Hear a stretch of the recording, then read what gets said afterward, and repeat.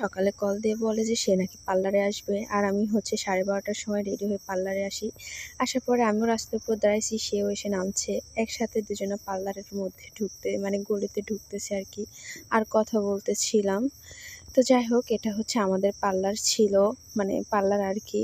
ভিতরে অনেক কাস্টমার ছিল, এই জন্য আর আপনাদের সঙ্গে শেয়ার করতে পারি নাই। কিছুক্ষণ যাওয়ার পরে আমি 2টা ফেসিয়াল করছি।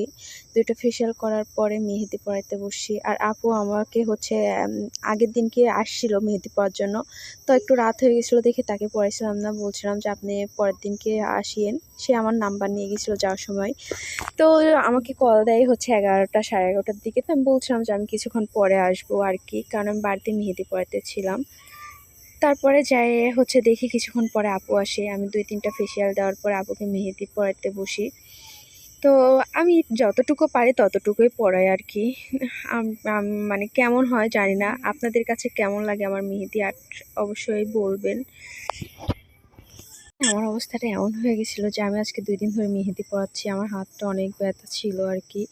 তো আমি যেরকম পারছি সেরকম করে পরাই দিচ্ছিলাম, কিন্তু ফোনের মধ্যে কেমন দেখাচ্ছে জানি না। কিন্তু শেষে মানে যতটুকু হোক ভালো হয়েছিল আর কি, একদমই যে খারাপ তা হয় নাই। তো এই যে ফাইনাল লুক মেহেদির, মানে এরকম হয়েছিল আর কি।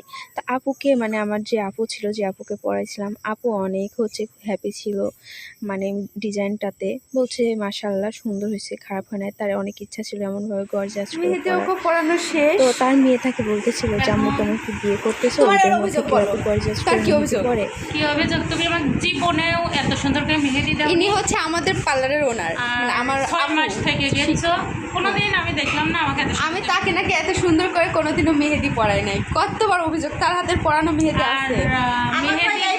মেহেদি দিয়েছে সিম্পল ছোট ছোট করে মেহেদি দিয়েছে, আমাকে হাত মানে অভিযোগ শোনেন ওদের। আমি তার বড় একটা বোন, তো আমাকে এইভাবে যে তুমি সময়ের জন্য গর্জিয়াস করে মেহেদি দিয়া জীবনেও না, সব সময়ের জন্য শুধু সিম্পল সিম্পল। আর এই যে আমার ছোট খালার মেয়ে তানহা, তানহা মেহেদি দিচ্ছে। তানহা তোর কি অভিযোগ? ও 2বার করে পড়াইছি ফুল হাত, তুই তো আর এটা অভিযোগ দিতে পারবি না।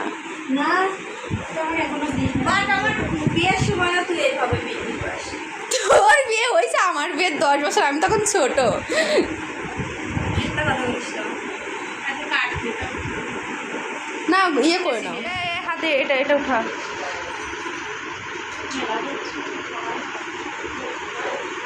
একটু এরকম এই হাতটা দিয়ে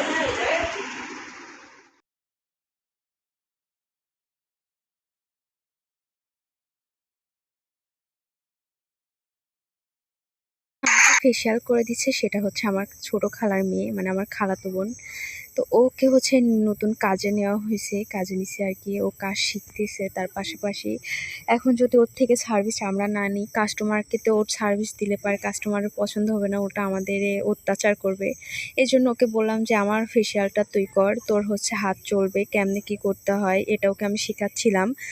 যেহেতু কাজ শেখাবো বা করবো, আমাদের মানে আপু যে সে বলতেছিল নীলা তুমি হচ্ছে বসো, তোমাকে ফেসিয়ালটা করে দিই, কারণ এমনিতে আমি ফেসিয়াল তো করবোই। তো ওকে আমি একটা হচ্ছে মানে বলে বলে দিচ্ছিলাম, দেখেন আমি আঙ্গুল দিয়ে কেমনে কেমনে ঘুরে ঘুরে ওকে বোঝাচ্ছিলাম যে এমনি এমনি করতে হয়। তো হচ্ছে নতুন তো 1-2বার মানে করতেছে, আর আপু দুষ্টামি করে আমাকে পুরাটা দেখাচ্ছিল। যাই হোক, নতুন হিসেবে সে অনেক ভালোভাবে হাত নড়াইতেছিল, সেও ভালোই শিখে গেছে। আস্তে আস্তে অবশ্যই আমাদের মতনই অ্যাডভান্স হয়ে যাবে, অনেক ভালো শিখবে। আমি হচ্ছে যেমন শিখছি আর কি, আমারও প্রথমে এরকম কিছু হতো। আর সে দেখতে কিন্তু আমার মতনই দেখতে, দেখেন। আমার চুল এখানে খুলে গেছিলো, সে আমার পিছনে ঘাট ডলছিল আর কি।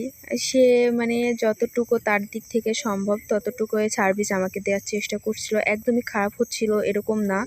যতটুকু করছে আলহামদুলিল্লাহ অনেক ভালো করছে সে।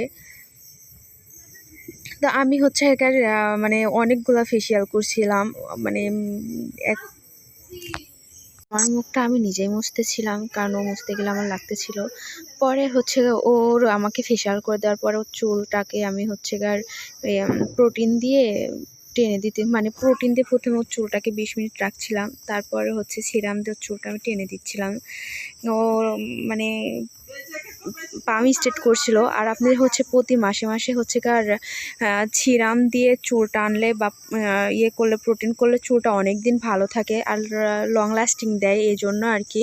আর আমি হচ্ছে এটা শেষ অনেকক্ষণ ধরে টানছি, এটা লাস্ট মানে টানটা দিতেছিলাম। তো ভাবলাম আপনাদের সঙ্গে শেয়ার করি আমি কি কি কাজ করলাম। তো ওর চুলগুলা কিন্তু অনেক দিনই হয়ে গেল, মাশাআল্লাহ এখনও অনেক সুন্দর রয়েছে।